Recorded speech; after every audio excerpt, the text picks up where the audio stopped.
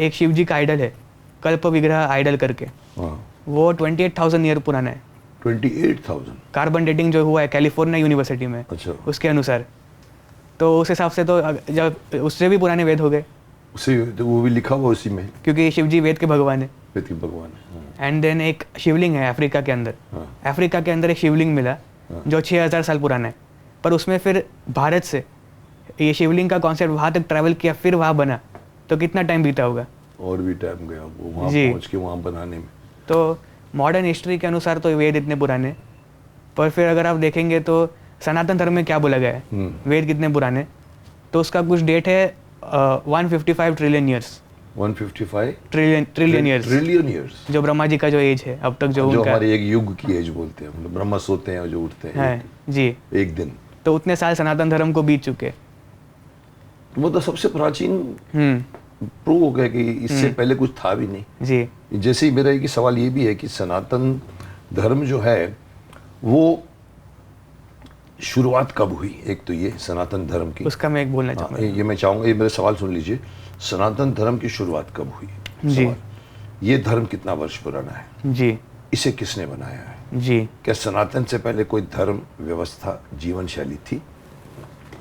देखिए मैंने आपको, हम लोग ऑलरेडी 155 ट्रिलियन तक पहुंच गए। बोल दिया, इतना पुराना। जी, तो ये अगर तो आपने आप, वही वेद बोला। हाँ, वेद और सनातन धर्म का क्या ताल्लुक?